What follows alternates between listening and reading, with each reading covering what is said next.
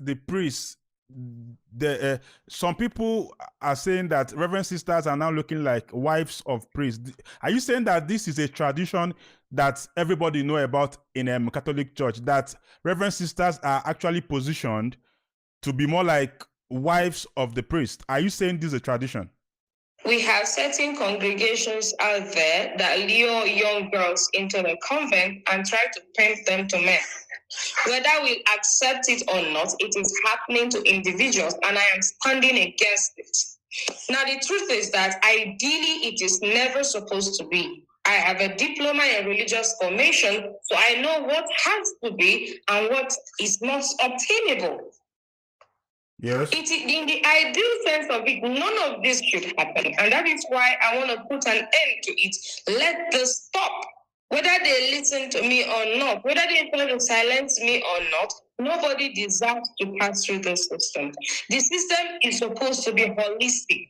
The system is supposed to protect the vulnerable and speak up for you when you are weak, not to capitalize on your weakness and come out there to paint you black.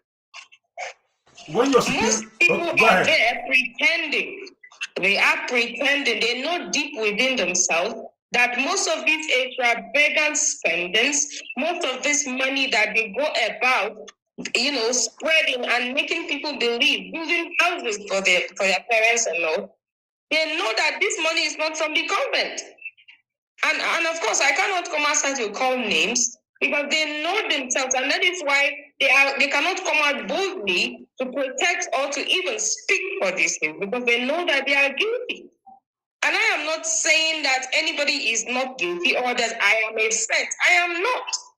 I am coming outside to say that these things happen and it should be stopped. This is not our identity. This is not the church that we want. It is wrong.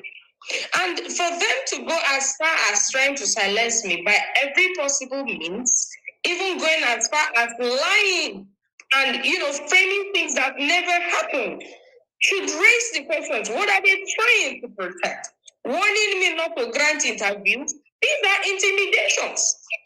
So far, nobody has reached out to me to even ask, okay, sister, has this thing happened to you? What actually happened? We want to listen from the church. Nobody has done that. Yet they keep telling me to keep quiet, to brave it up. For how many years? For 10 years? This is unfair. Are you saying that this has been going on with you for 10 years? I entered the convent in 2015. Everything started in 2016, and it has been hell. I have tried not to come out to the media. In fact, there was a time that sisters stole money from my pocket. I could not come outside and say that it was sisters. I said it on Facebook that somebody took my money. But nobody made inquiries. Okay, who took sisters' money? Okay, let's just find it. No, I have to go back to school that way. No accountability for anything. How is that fair to any living human being? In a place that is supposed to be holy, in a place that is supposed to be responsible for people's spiritual welfare. That is the greatest betrayal I've ever seen from anybody. And if I were authorities, I would be ashamed that I am actually protecting these things that are happening to human beings, people's daughters. Hey, it's Johnny Sins. You probably know me for some other kinds of action, but the real action is happening on tango.me. It's live, it's interactive, it's nonstop. You can meet like-minded people, jump into chats, crazy games, wild battles, and you're not just watching, you're part of it. So stop sitting on the sidelines while everyone else has the fun. Join tango.me today, get in the game, get on Tango. Human beings, people's daughters. This sister, when your superior asked you to follow the Reverend Father, did you follow him? I refused. I told her I would never do that. I told her right to her face that God is going to judge you for these things that you are making us do. And since then, she has found ways to push me out of the congregation. And her recent letter is just an indication of such. Would you want to call names? I wouldn't want to call names because I'm not out to fight the congregation. Okay. They know exactly what I'm talking about. They know exactly what they are doing. And the best thing they can do right now is to do the right things. Let them allow justice to, take its course. I have submitted documents officially. Why are they trying to, silence me by blocking where the documents are supposed to lead to, to get to? Yes. Sister, in your post, a paragraph read, yet too often, behind stained glass windows and polished marble altars, we are treated as less. A priest once told me without shame, sisters are meant to be priest wives.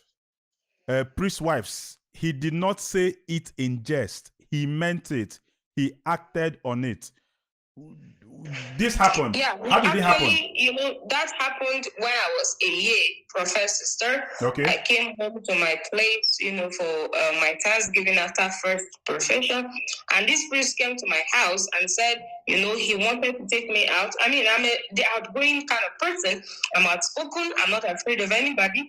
So, you can't harm me without my permission. So I went with him, and only for me to, enter his car. And he said, we need to go somewhere to, eat and drink. Yes. On our way, he said he needed to buy something. And when he came out from the shop, I saw that he was having a condom in his hand. I was heartbroken. I asked him, I said, what do you intend to use that for? Acting oblivious of whatever was happening.